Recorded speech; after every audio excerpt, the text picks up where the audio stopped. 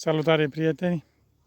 Astăzi venirăm în câmp să căutăm niște rostopască, pentru că la noi, aici pe unde știam noi că răsare, este o zonă mai împădurită, cum se vede, și a înflorit mai târziu și nu o folosim până când nu înflorește.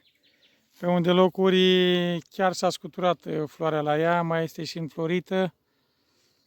Mai urmează să înfloară o parte din ea care nu a înflorit.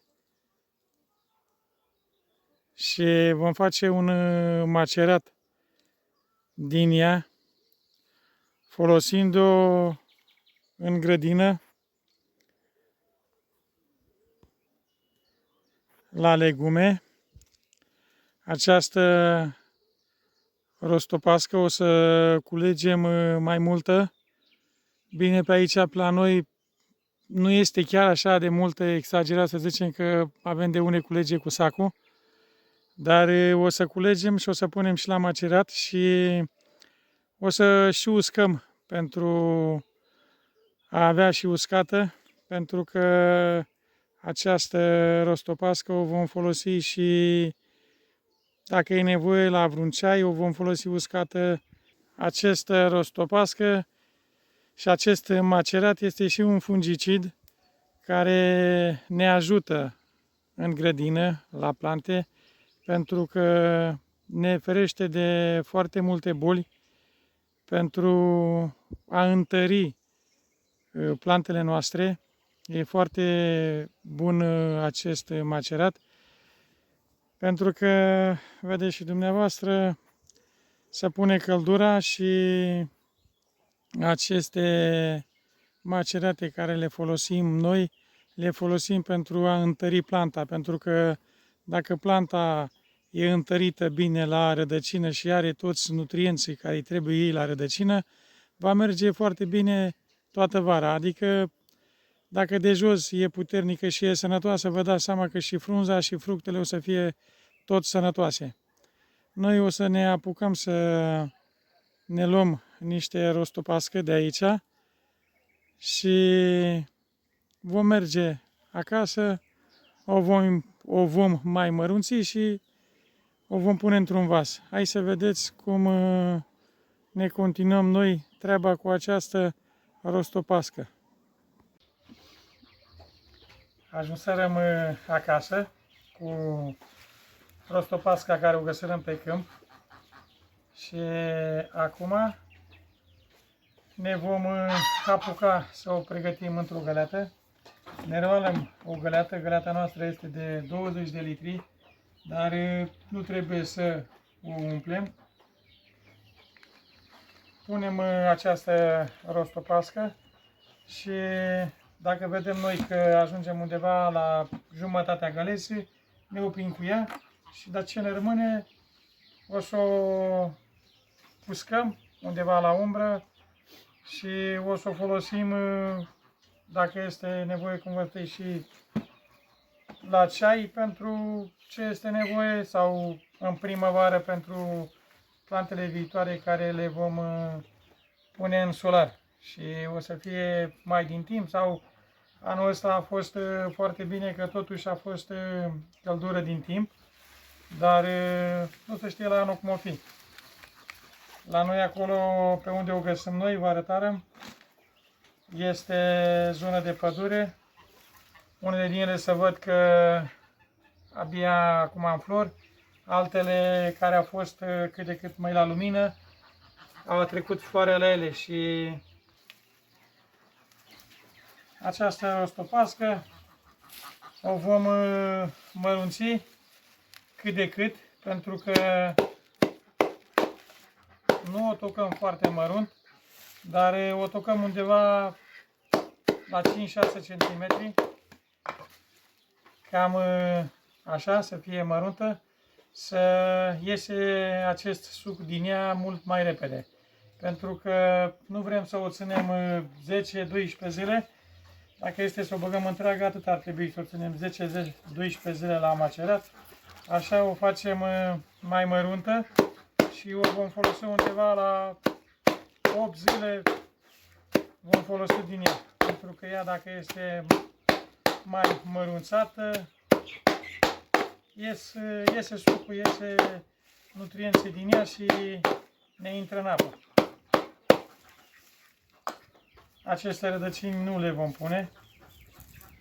Cu ocazia asta le vom planta undeva pe aici, pe acasă, pe lângă gard, unde nu ne încurcă. Asta o vom pune în găleată. Să mai jumuliși cât un fir de iarbă, dar acesta nu-l vom pune. Vom da la o parte iarba.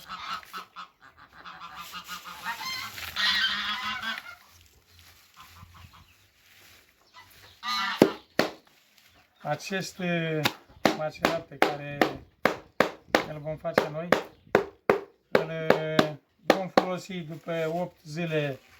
O să punem din el, prima dată o să folosim la rădăcină și după o săptămână, două după ce punem la rădăcină, o să folosim și foliar.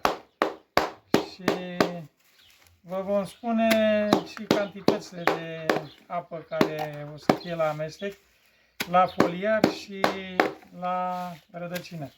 Adică la rădăcină vom folosi 1 litru de amestec de macerat cu 10 litri de apă și foliar vom folosi 1 litru de amestec de acest de macerat la 20 de litri de apă.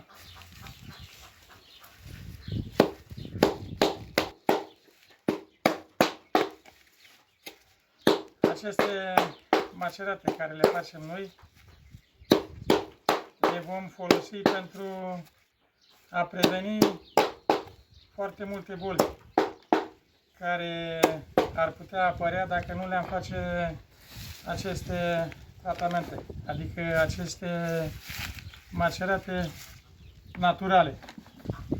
Am jumate găleata de rostopască, dar o vom toca toată și pentru uscare ne vom mai duce și vom mai căuta, pentru că cu cât facem mai multă, cu atât este mai bine, pentru că vă dați seama, noi nu o să folosim numai la un stropit din ea. Deci o să folosim, cum vă spusei, după 8 zile o să folosim la rădăcină, după alte 8 zile o să folosim și foliar și așa mai departe, poate la o lună mai târziu vom folosi iar, vedem cum se prezintă plantele noastre și dacă mai au nevoie de acest macerat. Noi cu aceste macerate vrem să aducem pământul până la urmă la o calitate mai bună pentru legumele noastre care sunt plantate în solar și afară. Pentru că noi am pus gunoiul de grajd, bălegarul care l-am pus, dar vă dați seama că udându-l mereu, toată apa din el se duce în pământ jos și mereu o să aibă nevoie de nutrienți și de tot ce le trebuie la legume. Peste acest rostopască vom pune apă. Vă arătăm și cam câtă apă punem noi. Vă spunem că este jumătate găleata.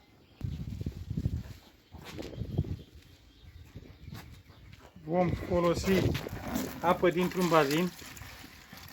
Apă care este strânsă numai de la ploaie. Dacă dumneavoastră nu aveți alte surse de apă și trebuie să folosiți apă cu clor, trebuie să o lăsați 24 de ore să nu mai aibă acel clor în ea, să se poată folosi.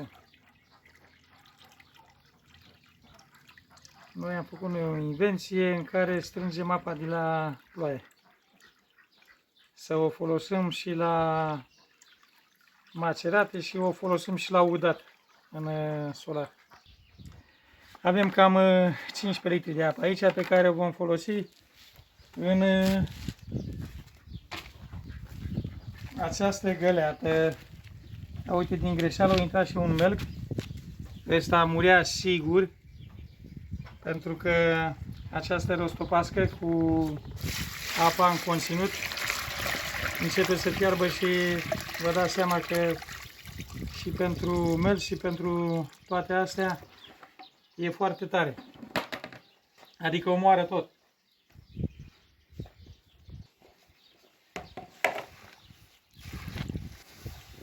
Acum o vom amesteca și acest lucru îl vom face de fiecare zi, pentru că o lăsăm undeva în apropiere de casă, nu o ducem în fundul grădinii și o vom amesteca o dată de 2 ori pe zi. Cum vă spusei, noi îl vom folosi la rădăcină, o cană din acest macerat la 10 litri de apă și folosindu-l foliar vom folosi tot o cană de 1 litru din acest macerat la 20 de litri de apă. Deci nu trebuie să folosim aceeași cantitate foliar ca aceeași cantitate care o punem la rădăcină. Pentru că ardem frunzele la fiecare plantă în parte pe care o dăm. Așa, la foliar trebuie să fie 1 litru cu 20 de litri. 1 litru de macerat cu 20 de litri de apă. Mestecat bine și după dus în solar sau în grădină și folosit. Toate maceratele pe care le facem și toate la fel și ăsta, o să-l folosim dimineața de noapte sau seara mai târziu. Nu dăm pe timpul zilei pentru că nu sunt recomandate și riscă să ardem plantele.